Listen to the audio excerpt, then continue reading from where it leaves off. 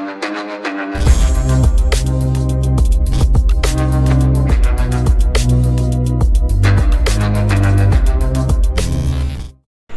po, magandang hapon po sa inyo lahat. This is Mark Anthony Terona ng Tara Magkalupa YouTube channel.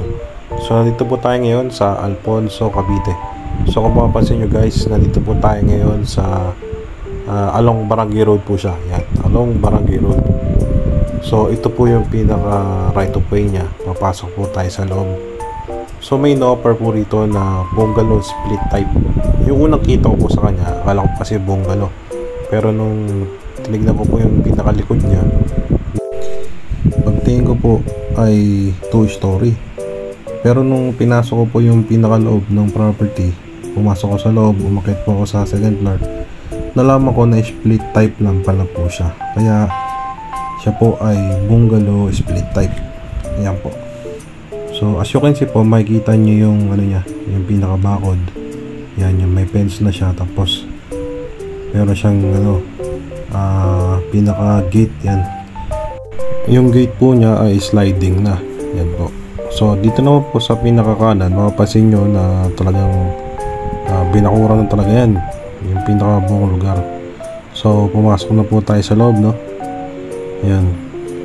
So ito pong ano, lot area po nito ay 300 plus. Ipa-flash ko sa screen yung exact lot area po niya. Yan. So napapansin nyo, meron siyang parkingan ng sasakyan doon po. Pero dito pwedeng i-parking din kung marami kayong sasakyan. Yan.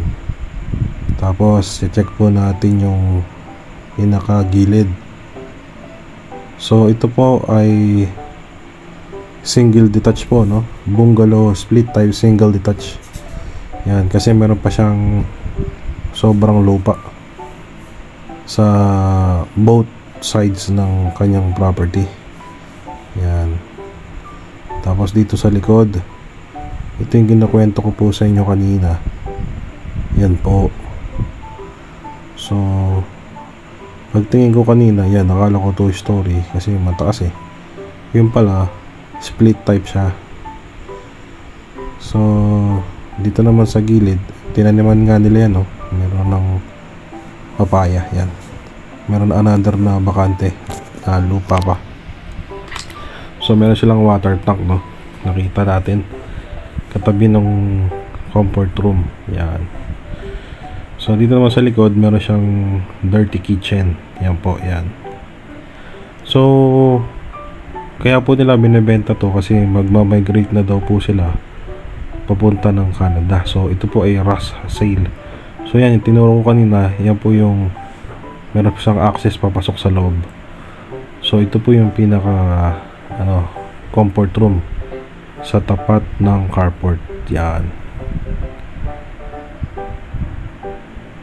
So ang price po nito ay binebenta po nila ng 6.5 million, including na po doon yung transfer of title tsaka capital gain tax.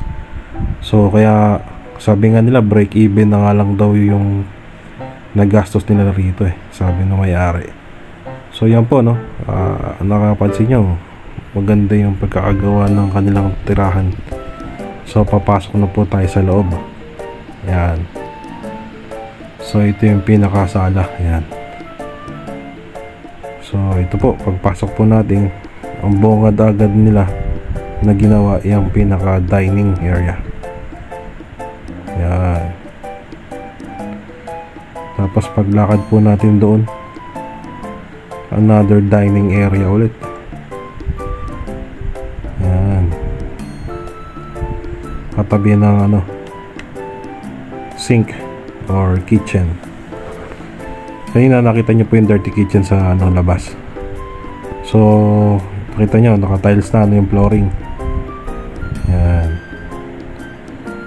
Tapos okay naman po yung sa ano nila, no, sa taas. So ito po yung pinaka ginawa nila tong living area. Yan.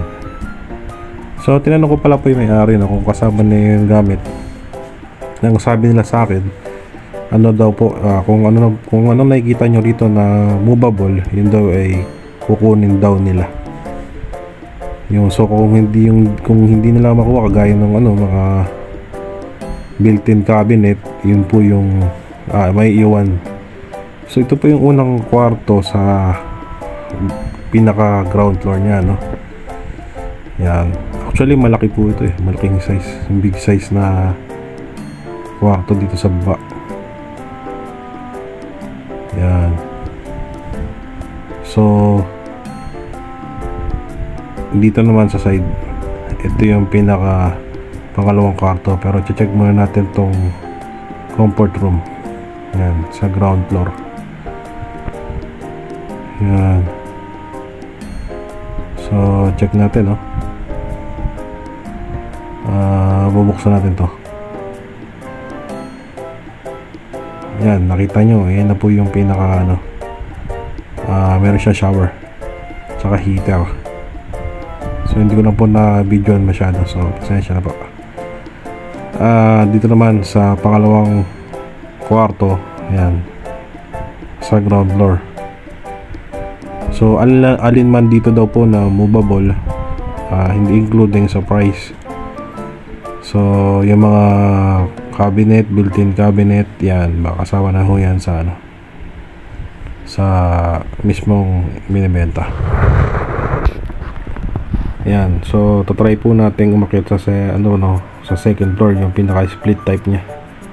Kasi ang diskarte nito kalahati lang kalahati lang yung pinaka taas, hindi buo. So yan po, akyat tayo. Yung mapapansin nyo, yung pinaka niya, hagdanan, na po siya, cement, yan cement na siya.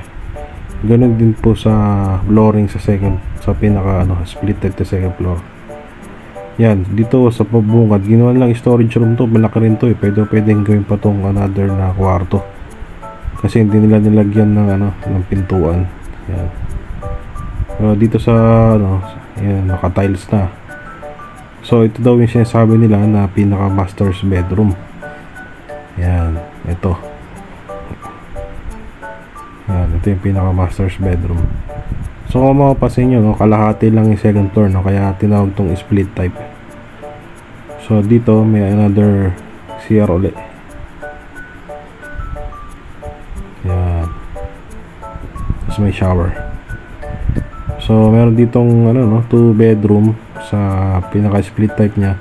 Tapos 1 toilet. Ganoon din po sa baba, sa pinaka ground floor, 2 bedroom din, tapos 1 toilet. So all in all, meron siyang 4 bedroom and 2 toilet and bath dito sa ina-offer na bungalow split type. So ang price po niya uli, guys, is 6.5 million, including na yung capital gain tax and transfer of title.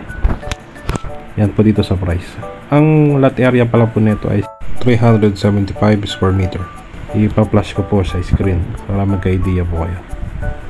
So yun po, maraming salamat po sa mga nanood. Please like and subscribe my channel para ma-update po kayo sa mga darating ko pang upcoming videos, and also support namin. Yan po. So kung nasan mga kayo roon, stay safe lang po always, and take care. God bless to everyone.